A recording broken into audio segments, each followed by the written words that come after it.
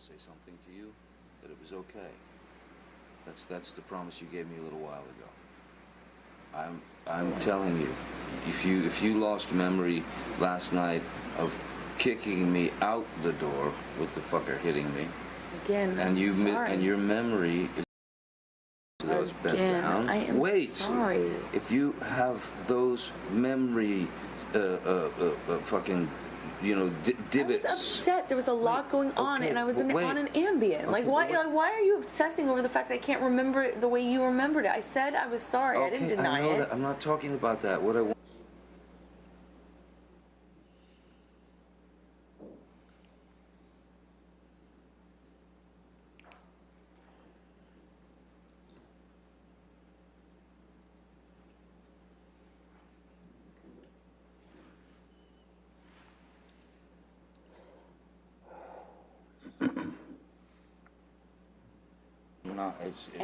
It's not to get you mad. It's just to get out of a bad situation while it's happening before it gets worse.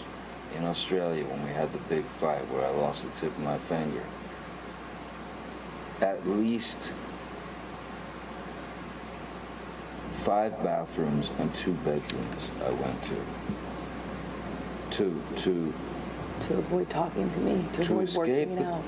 That's to escape the fight. You don't escape the fight. You escape the solution. No. You escape the solution. No. You escape figuring it out. We cannot work it out if you run away to the bathroom every time. Listen to me. Listen to me. A boxer can't go 12 rounds without a fucking minute break. I'm not giving you a minute break. You do it at minute 3 at the beginning of an argument. No. There are rounds, man. And when it gets too fucking hairy, the ref splits them apart or whatever. But all I'm saying is, you can't have a solution if the argument just keeps mounting and mounting and mounting and mounting. I fucking go into the bathroom and sit on the floor. Bam, bam, bam. Here you come. I come out. Fight, crazy, escalated. I split again, I go to another fucking bathroom or a bedroom or something. Knock, knock, knock, bang, bang, bang. You kept coming to get me.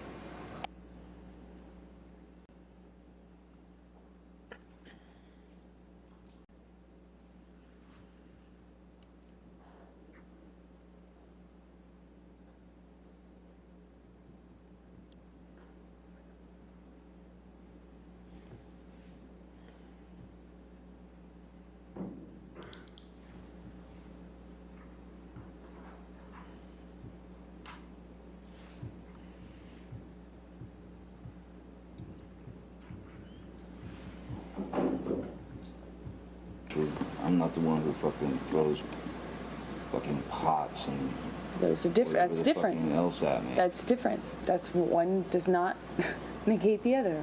That's irrelevant. It's a complete non sequitur. Just because I've thrown pots and pans does not mean that you come and knock on the door. Just because there are vases does not mean that you come and knock on the door. Really, I should just let you throw.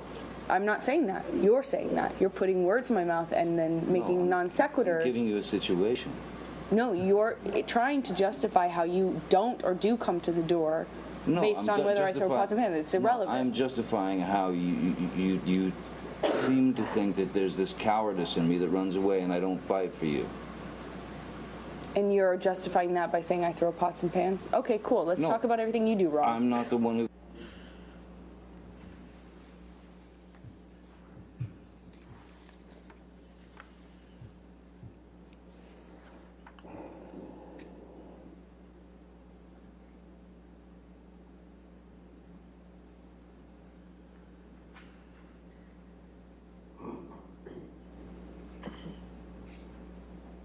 I said to Travis, I said to you, hey, tell Travis what just happened. You told me to do it.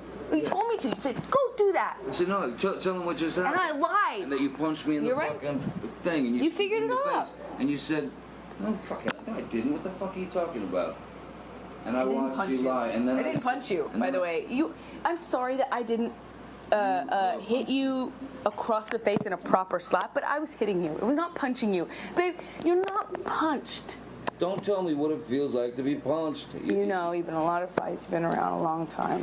I know. Yeah. No, when you fucking have a close You fist. didn't get punched. You got hit. I'm sorry I hit you like this, but I did not punch you. I did not fucking deck you. I fucking was hitting you. I don't know what the motion of my actual hand was, but you're fine. I did not hurt you. I did not punch you. I was hitting you. How are your toes? What am I supposed to do? Do this? I'm not sitting here bitching about it, am I? You are. That's the difference between me and you. You're a fucking baby. Because you start. You are such a baby. Grow the fuck up, Because you Johnny. start physical fights. I did start a physical fight. Yeah, you did. So I had to get the fuck out of there. Yes, you did. So you did the right thing, the big thing. You know what? You are admirable. Mr. Depp, could you please explain to the jury what they just heard on those audio recordings?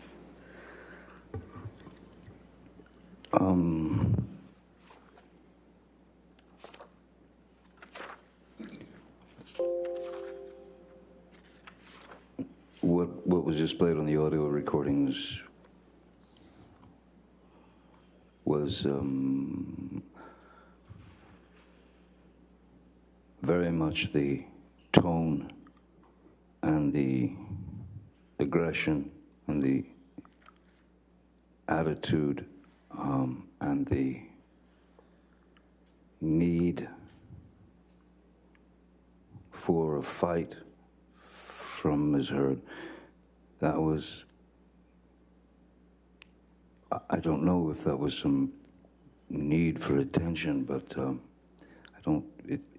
that was a sound that I had gotten very used to. The squabbling, the raising of the voice to essentially excommunicate anything that I had to say about the situation. But then, and I do remember that incident. I believe that's from the when I was in the bathroom, and I was in fact taking a shower, and this was in penthouse 3, and she came banging on the door, banging on the door, banging on the door. I didn't answer. I was in the shower. I couldn't deal with it. I didn't want to deal with any more of that sarcastic, demeaning, aggressive, violent, toxic spew. And so I was taking a shower and I didn't want to answer the door. She kept banging.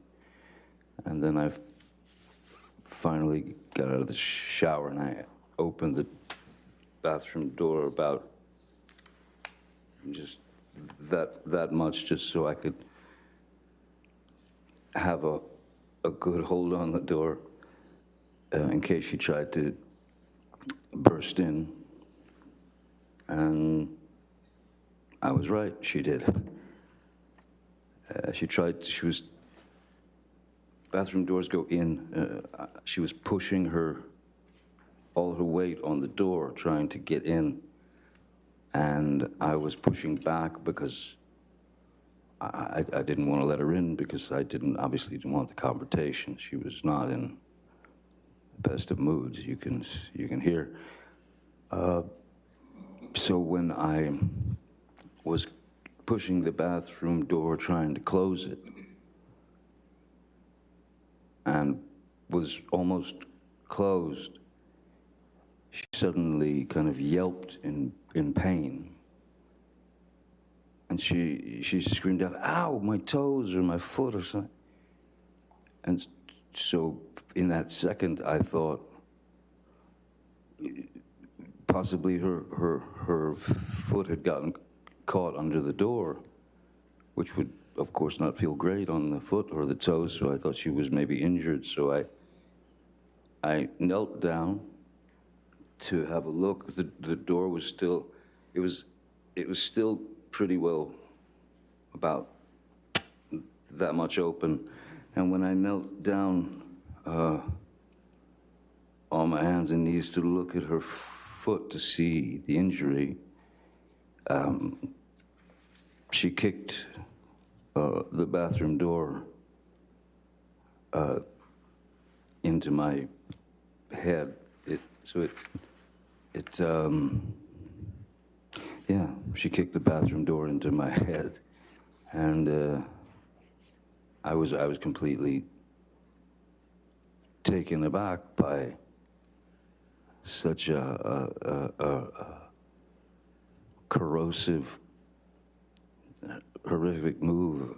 So I stood up, and I believe I stood up, and at this point, the door was open. I stood up and I said, I think I said, what the fuck was that? What the fuck was that? And the next move was just a bang, and she clocked me in the jaw. And that was another shocker. How long after that did you start recording? Sorry? How long after that did you start recording that audio recording that we just heard? That audio recording was about